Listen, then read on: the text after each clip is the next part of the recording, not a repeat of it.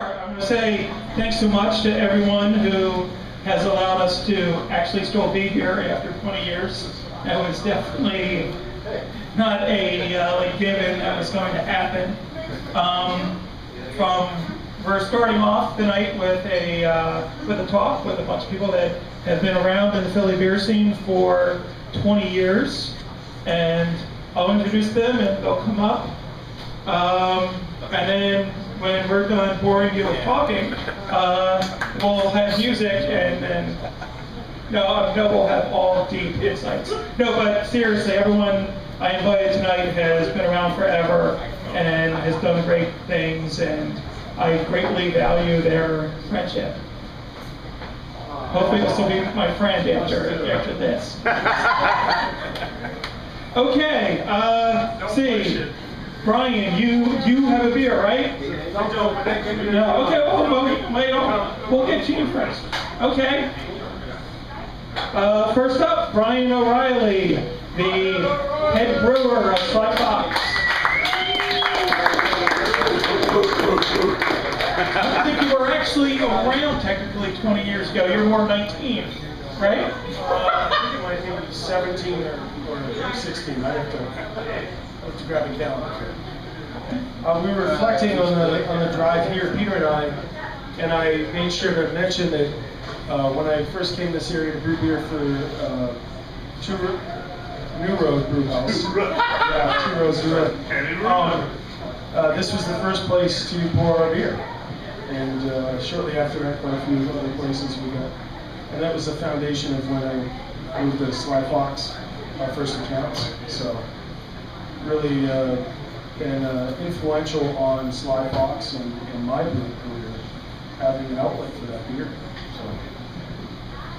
And since we talked about first customer for your beer, I think the second customer is in the room, right?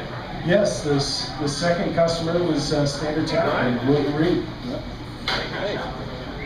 Oh, also on the panel is William Reed of Standard Tap and Johnny Brenda.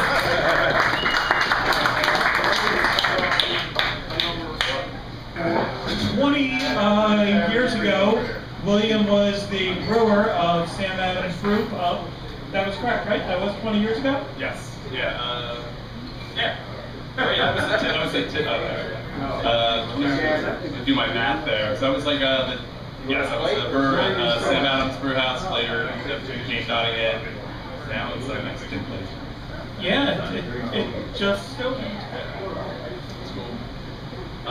Yeah, it was my first job in the beer industry, besides being a server in a restaurant or working the bar sometimes. And it was pretty. It was interesting that back then to see so many of the breweries that are now well established and quite large, were just starting out. And so I guess Scoats and I both kind of saw the beginning of Victory, the beginning of Yards, the beginning of Flying Fish. That's a good segue. Our next speaker. Are you paying for that one? What's that? Would you like to introduce Gene, or go me to? Yeah, Gene Muller, Flying Fish. Really the first brewery to start up in the internet. You kind of did Kickstarter before Kickstarter started, right? Yeah, we did Kickstarter without the money.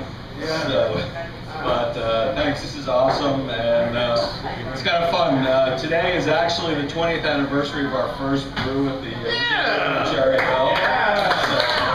And I'm still gratified to see that the ragged but right Flying Fish sign still sits up on the Gray Lodge wall. That was one of the first investments we made in advertising, and it was probably about $150, which could have been putting a billboard on I-95. It was like, do we want to do it? Do we want to do it? But after 20 years, I think we pretty much got our money out of it. So we need to figure a segue for one of our next two guests, either one. Well, I started as a home brewer. I guess we knew this coming up next. Tell us about or why don't we bring up Nancy Rigberg. Yeah. 30 years of Sweet Home Brew. Hey.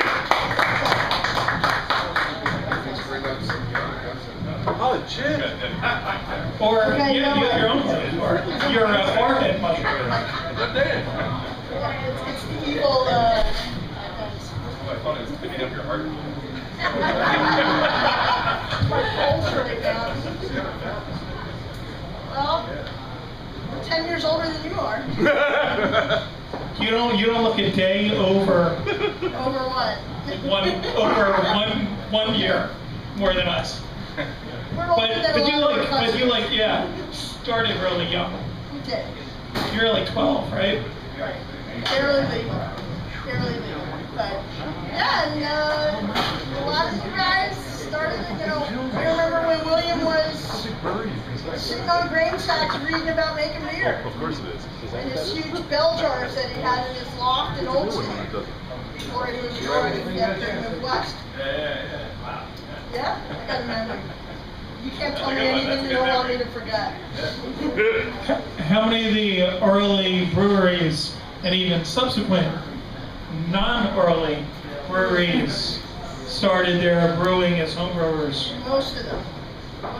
Most everybody. I mean, I think, Brian, you might be the only one. Did you start home brewing? Yeah. You started home brewing. There are very few professional brewers out there who didn't start as home brewers. How many were customers of your shop? A lot of them. A lot of them. Are you keeping it secret? Like you can't reveal it? No, I just can't remember. I think That's a lot of. I think it'd be shorter to list the number of local brewers that weren't customers of Home Sweet Home Brew. I just can't even remember anymore. My first home brew I mean, the ones that came from your shop. Yeah, I mean the ones that are still around and the ones that aren't still around. Where's that confounded bridge? As the phrase used to go with independence, enjoy it while it lasts. And somebody mentioned that on Facebook last night, which is a good segue to our fifth, or I guess I'm one of them, sixth speaker. Last but not least, he doesn't need a microphone, but we'll let him have one anyway. Beer writer extraordinaire, Lew Bryson.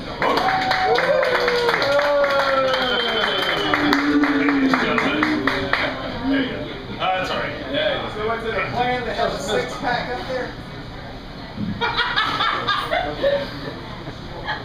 Step in, man. Okay, it's your turn. Scoats invited me down here. Actually, I think you invited me down here like 3 weeks after you opened. And I kept saying, yeah, okay, sure, yeah, And he kept sending me emails, and I kept saying, yeah, that sounds really good. And I have to admit, the way he was describing the place, I imagined a row house with a bar in the front room, which ain't that far off, really. Especially you lived upstairs, didn't you? Yes. Yeah. So when he I finally came down. I liked the place immediately because it was. I don't want to say it was the kind of place I dreamed of, but it was the kind of place I really thought that craft beer needed. And as I pointed out in our email, or no, someplace else. Anyway, we were really just starting to call it craft beer then, which was kind of weird. It was a neighborhood bar that had great beer, and I still think that is the greatest formula for success that the craft beer category can have. Getting it out in front of everybody. I remember when I was doing some work for Origlio, consultant for them, they're like, what can we do to get more beer out in the neighborhoods? I'm like, well, go there. You can't just say we have this shit available. You have to get it into the bars in North Philly. You have to get it into the bars in South Philly. I'm like, I don't care what kind of bar it is. Somebody in that bar has heard of Sam Adams, at least, for Christ's sake, and you can start. And that's, they've been doing great work with that, and Scoats started the whole thing here. And I think this is, I still remember something you said early on stuck with me. That Northeast Philly is the third largest city in Pennsylvania? Second. Yeah. After the rest of Philly. Yeah, so, I mean, and to have one beer bar in it was ridiculous, but on the other hand, if that one beer bar is yours, not so bad.